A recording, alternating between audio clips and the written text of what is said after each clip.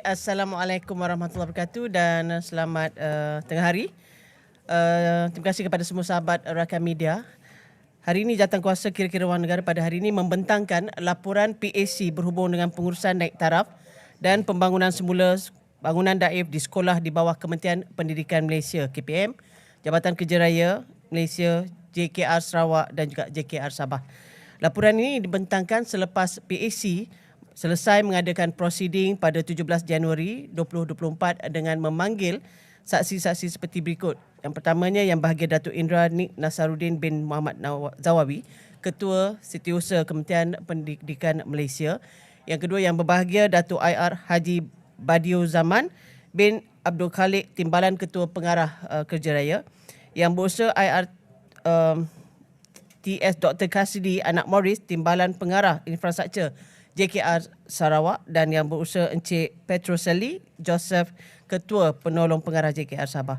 Dalam melengkapi prosiding ini, PAC juga turut mengadakan lawatan kerja ke 4 buah sekolah di Sarawak pada 5 Februari yang lalu, iaitu Sekolah Kebangsaan SK Supok, SK Naga Grenjang di Saratok, serta SK Serabang dan SK Paku Sentral di Betong. Melalui prosiding yang telah pun diadakan, PAC mendapati bahawa terdapat bangunan yang telah lama dikenal pasti dan disyorkan tidak sesuai digunakan oleh pihak JKR. Namun, masih tidak diambil tindakan penambahbaikan. Sebagai contoh, ada bangunan yang telah 12 tahun mendapat syor untuk dibaik pulih tetapi tiada tindakan diambil. PAC dimaklumkan bahawa hal ini terjadi kerana kekangan kewangan yang menyebabkan KPM terpaksa memilih sekolah-sekolah yang perlu diutamakan dahulu berdasarkan kepada keadaan ataupun kerosakan yang lebih kritikal. Selain daripada itu, PAC juga mendapati kelewatan memproses permohonan projek sekolah daif oleh KPM menyebabkan berlakunya notis perubahan yang menyebabkan kerosakan sedia ada menjadi lebih teruk serta ditambah pula dengan keperluan baharu bagi mengikut perkembangan terkini. PAC mendapati bahawa kegagalan KPM mengambil tindakan segera bagi menyelesaikan isu ini menyebabkan kesan-kesan seperti berikut. Yang pertamanya, bangunan ataupun ruang yang telah pun disyorkan tidak sesuai dan selamat untuk digunakan oleh pihak JKR masih digunakan. Yang kedua, penempatan alternatif yang disediakan tidak kondusif sekaligus menjejaskan proses pengajaran dan pembelajaran PDP.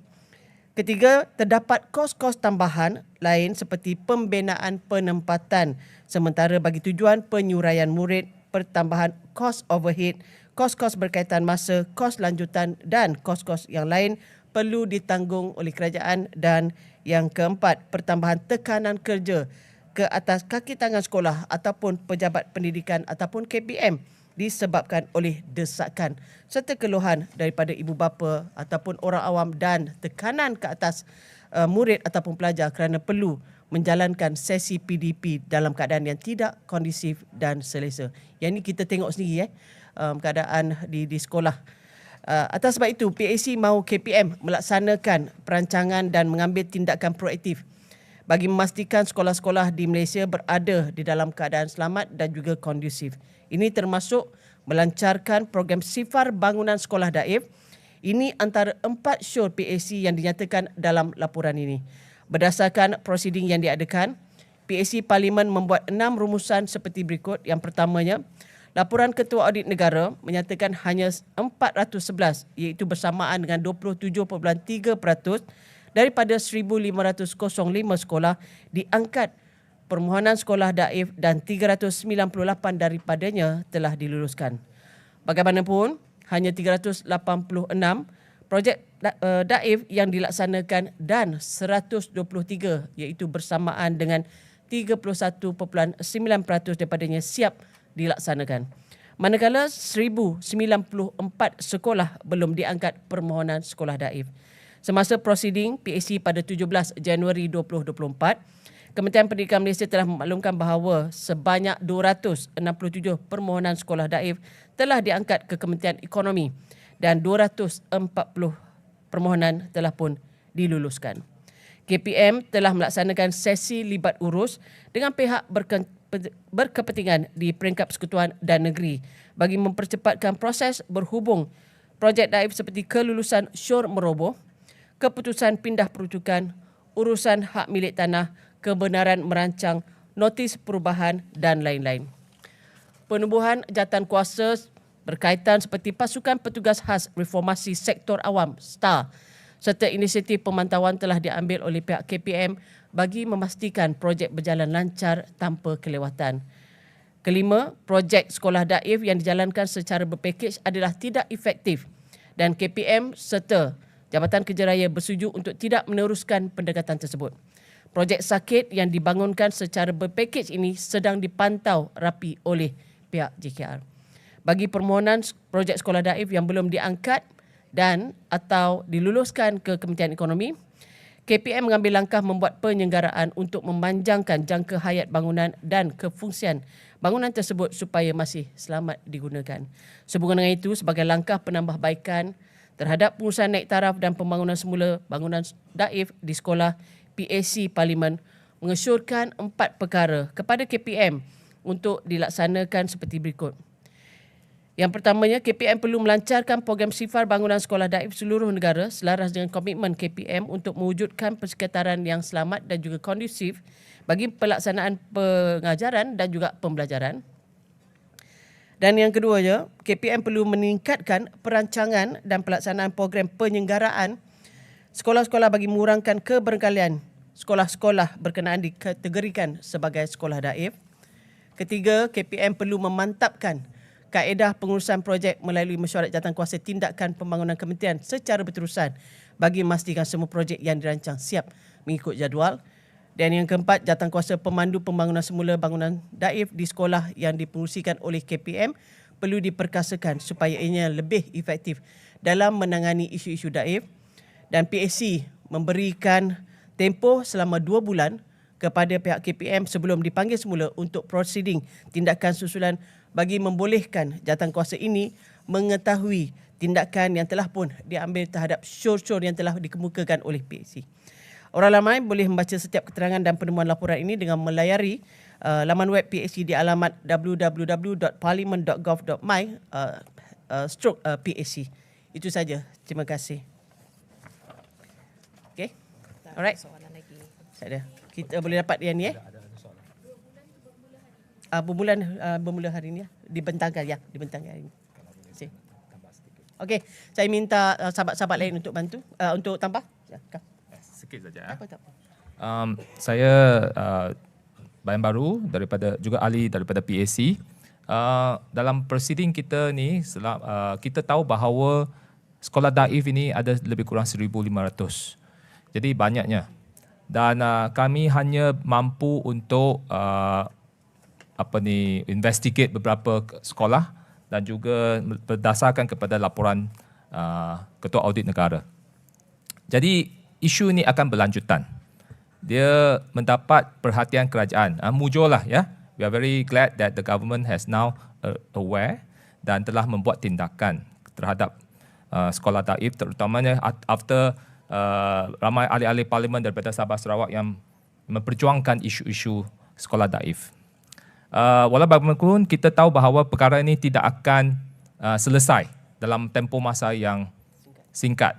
Jadi PAC telah memulakan kerja dengan memproduce satu laporan yang sangat tebal. Tetapi kita harap bahawa dia perlu mendapat sokongan dan juga perhatian daripada publik dan parlimen untuk jangka masa yang berlanjutan. Jadi kita di sini, saya personally, kita harap bahawa JKPK Pendidikan daripada Parlimen, dia akan mengangkat kes ini untuk berterusan. Setiap tahun, mungkin setiap 6 bulan, panggil KPM untuk laporkan tentang status sekolah daif untuk perhatian dan bentangkan dalam Parlimen supaya lebih ramai ahli Parlimen tahu tentang perkembangan tertentu. Terima kasih.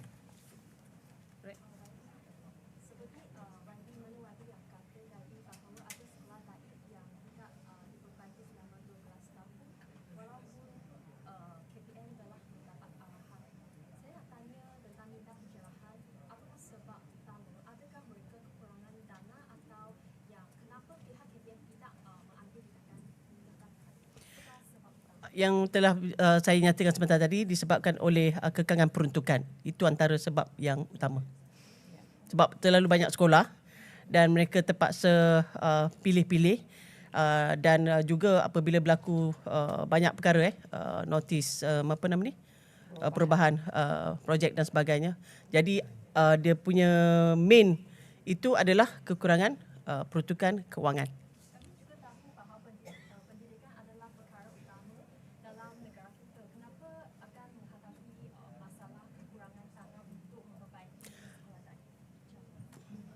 Yang itu kena, kita tak boleh jawab lah. Yang itu kena tanya Kementerian Kewangan ataupun Kementerian Ekonomi. Ya.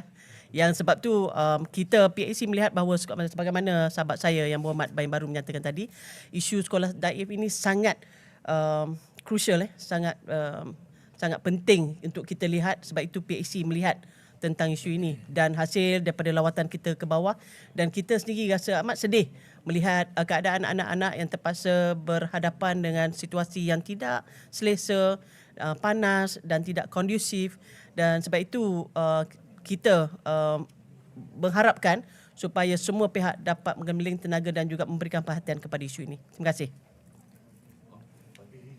Yang 4 show tu ada timeline tak? 4 show ni tak ada, hanya untuk tindakan susulan. 2 bulan tu lah. Untuk after 2 months ni kita ada tindakan susulan, dan selepas itu kita tengok macam mana jawatankuasa ataupun syusul yang telah pun kita berikan dan sebagaimana yang telah pun dicadangkan oleh Yang Berhormat Bayan Baru supaya JKPK Pendidikan melihat juga. It's not only PAC tetapi semua pihak, like I said, semua pihak mengambil perhatian tentang perkara ni. So that macam isu ini kita memang tak boleh dalam sekelip mata kita selesai masalah ini, tidak. Tetapi sekurang-kurangnya kita mengurangkan jumlah sekolah daif itu dengan pendekatan holistik secara menyeluruh. Terima kasih.